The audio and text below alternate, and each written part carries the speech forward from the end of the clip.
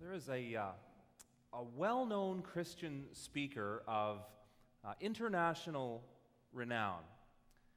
And many years ago, he was traveling to Syria to speak to audiences on the subject of Christianity. Now, Christianity is illegal in Syria, and so this well-known figure was quite nervous about his visit. And he was being driven by a local host into Syria. And as they approached the border and came to a stop at a military checkpoint, a young soldier came over and asked the driver, "Do you have any explosives in the vehicle?" And much to this well-known speaker's horror, his friend, the driver, said, "Yes." He then leaned into the back seat, and for what seemed like an eternity of rustling around inside a large bag, finally came back to the front seat and handed the young soldier a New Testament. Explosives. The story of Jesus has been explosive wherever and whenever it has been told. It is true today, it has been true throughout the centuries of Christian history. It was certainly so in the life and activity of the Apostle Paul. The book of Acts in the New Testament tells the stories of the earliest Christians in the weeks and months and years following the earthly ministry of Jesus. The book of Acts tells especially of the Apostle Paul, who was the leading figure in the spread of Christianity away from Israel and Palestine throughout the Mediterranean world. We heard from chapter 17 of the book of Acts. At the beginning of that chapter, Paul's journey has taken him to the northern Greek city of Thessalonica. Paul arrived in Thessalonica, and he began to preach about the story of Jesus. And when he did so, a riot erupted, and he was kicked out of the city. Next, Paul went to a neighboring town called Berea. Again he preached, and again there was a riot, and again he was forced to leave. Although the narrator of Acts wants us to realize or to think that it was the hoodlums from Thessalonica who came to Berea to stir up the trouble. And once Paul had been forced to leave that town, he fled to Athens. And we have every reason to think that Paul had no intention of preaching while in Athens. He was there to rest and to lay low. But while he was there, the writer of Acts tells us, he witnessed so much interest in religiosity and so much worship, which was inconsistent with God as he knew it. He couldn't help himself. And so he started to preach again the story of Jesus. And he went to the famous marketplace in Athens, where people could not only sample different kinds of wares and goods, but also trade philosophical ideas. And the philosophers with whom he engaged in discussion were sensing that Paul was speaking about a God that they did not know. And in Athens at that time, it was illegal to introduce the teaching of a foreign god. And so Paul was taken before the Areopagus, which was, for all intents and purposes, the city council of Athens. And Paul was taken there for part philosophical debate and part trial on the charge of introducing a foreign god to Athens. And in the passage from the book of Acts that we heard, Paul delivered a speech which has become a very famous portion of the New Testament. the leading proponent of Christianity in antiquity, speaking before the city council of the most learned city of the ancient world. And there are three things, I think, that this speech tells us for today. One is that Paul's speech tells us something about ourselves. It tells us that on the one hand, we are people who have been made for relationship with God our Maker. And on the other, that we are people who in and of our own abilities are unable to create that relationship with our Maker. Paul began his speech by saying very famously, I've seen in your city that you are a very religious people. And I noticed among all the almost countless objects of your worship that there has been built an altar dedicated to an unknown God. And I wish to tell you who this God is. Paul has said this for a couple of reasons, I think. On the one hand, he probably wants to defend himself against the charge of introducing a foreign god. Centuries before, it had been the famous philosopher Socrates who had been convicted of the same charge and been forced, therefore, to drink the cup of poisonous hemlock tea. And Paul didn't want to suffer that fate. But he has said it also because, in a positive sense, he wants to reach his listeners with his message about God, and he has seen that though his worldview is not quite the same as theirs, there is already the beginning of a connection. That is, both he and they and also we have been made for relationship with God, our Maker. And yet, we need help and assistance from God to make that connection as strong and as close as it needs to be. Some of you may have heard of the modern technology or the modern practice, sometimes referred to as METI, M-E-T-I, Messaging Extraterrestrial Intelligence. This is those groups and individuals that send radio waves into space in the hopes or the consideration that there is intelligent life somewhere else out there in the universe. And this is a way of saying hello, of letting perhaps similar creatures somewhere else know that we're here and that, well, we're friendly. You know, I think our ancestors would be amazed that in our society and culture today, we are able to do this. I think they would be amazed, dumbfounded to realize what we know about the universe. It would shock them to realize that we are able, in a critical and reflective sense, to think about what might be out there and to come up with strategies to try and communicate with creatures in other worlds.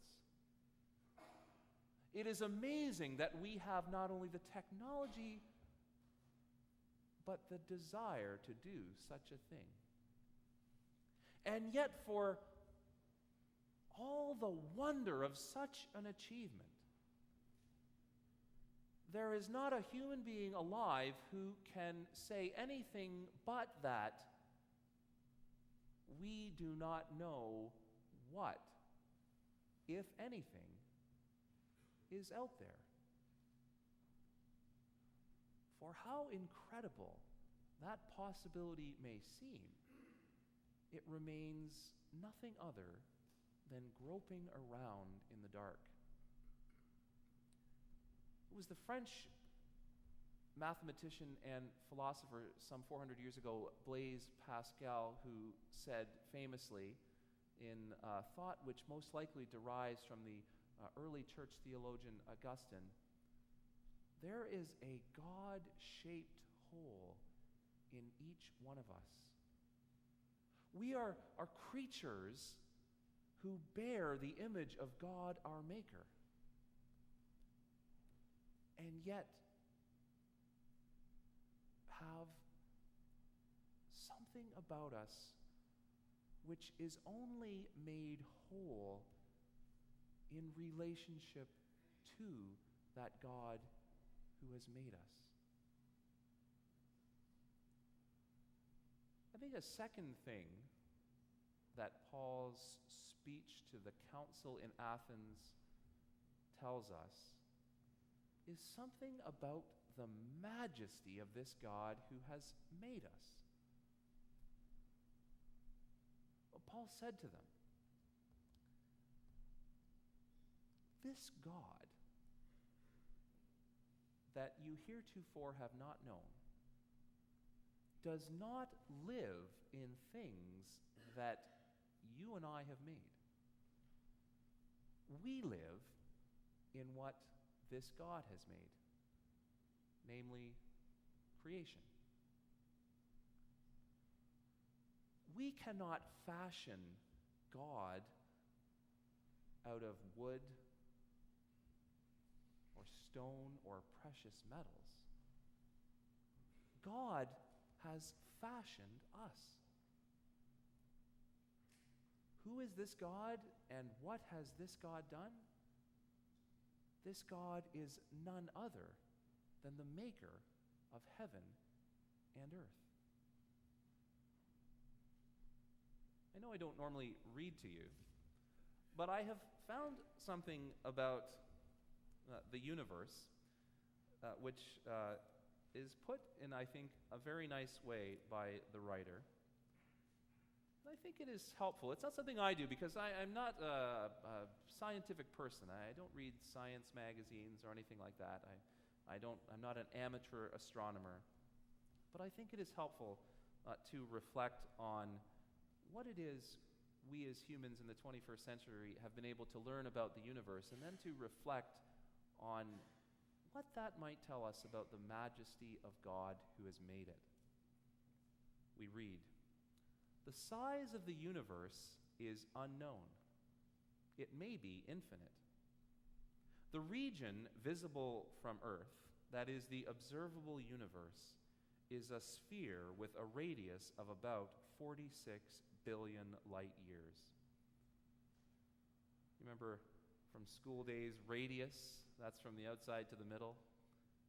So what the writer is saying is that if we were to look outwards from Earth in any direction, we can see as far as 46 billion light years, and there is stuff there. And that's just the horizon. There might be more beyond that.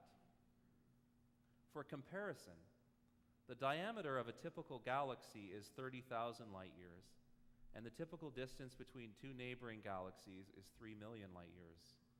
As an example, the Milky Way galaxy is roughly 100,000 light years in diameter, and the nearest sister galaxy is the Andromeda galaxy, roughly 2.5 million light years away. There are probably more than 100 billion galaxies in the observable universe. Typical galaxies range from dwarfs with as few as 10 million stars up to giants with 1 trillion stars, all orbiting the galaxy's center of mass. A 2010 study by astronomers estimated that the observable universe contains 300 sextillion stars. And for you Math wizards out there, that number is actually 3 times 10 to the power of 23. That is how many stars there may be in the universe. The God whom we worship, we believe to have made all of this. And yet, God knows our names. God knows my name and yours. God counts the hairs on our heads. Although in my case, that gets less and less impressive all the time.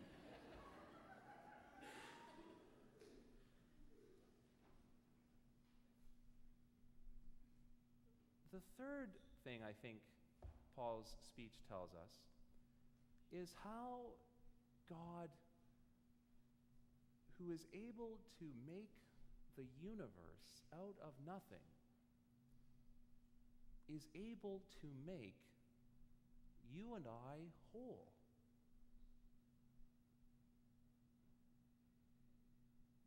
Paul summarized his account of the works of God by saying that God has given evidence of all this by raising Jesus from the dead. At the end of the day, that is what the Christian faith comes down to, that God can and did raise Jesus from the dead. The account of Jesus' resurrection shows us not only that the God who made the universe can act within the universe, it also shows us God's intention for creation. The resurrection is not meant to show that somehow Jesus was God's favorite, more favored over us. The intention was to show God's purpose and desire for new creation. God's loving desire to make us whole. God's acknowledgement that there are problems in the world and there are problems with each one of us. But that God is not content to leave us where we are. God envisions transformation and renewal for all of us and for our world. And God gives us a glimpse of what we are meant to be and what one day we will be. Many of you know from conversation with me that I have spent the better part of this past summer redoing my backyard. When we bought our house a couple of years ago, our backyard was horrible. Nothing but basically a rotting little deck and weeds from the back of the house to the back fence. And I started out earlier in the summer with the help of some friends digging a garden bed along the back fence with some shrubs and some perennials. And then I did a pretty massive weed kill and overseeded with some grass seed. And then I started out on the job, which was the biggest of all, which was building a patio. I leveled some of the ground and with some patio slabs was able to build a patio. It's about 300 square feet. Most recently, having finished that, I've done a little bit more landscaping and put a garden bed next to the patio. And last weekend, with the help of a friend, was able to build a new small deck with some steps leading down to the patio.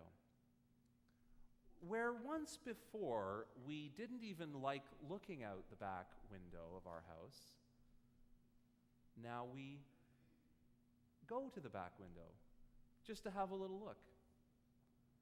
Where once we would not even consider spending time in our backyard, now we can have people over for a barbecue. The transformation we have experienced is amazing. And it's all the harder to believe because not only did it not look very good before, but sometimes in the process of the work, it looked even worse. And yet now we can't even imagine what it looked like before. You know, I guess that's my fallback if the whole minister thing doesn't work out.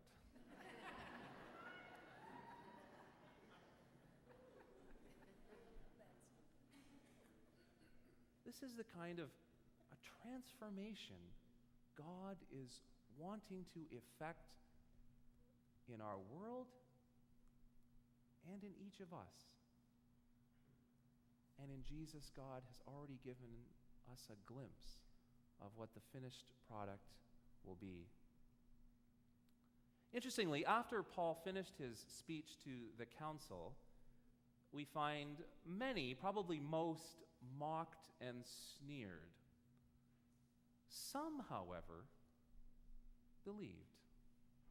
I find it not surprising that many mocked and sneered. I find it pleasantly surprising that a few heard, listened, and believed for themselves. Yet others wanted to hear more.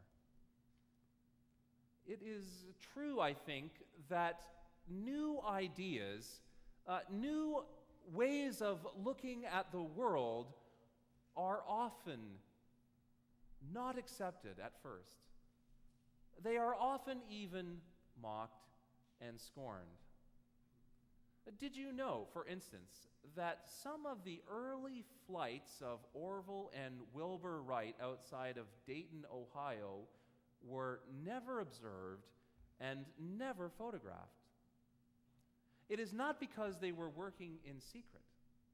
Orville and Wilbur Wright tried to tell as many people as they could what they were trying to do. The local newspapers knew all about their stated plans, but they were not taken seriously enough for anyone to go out and see the first flights of a human-made airplane.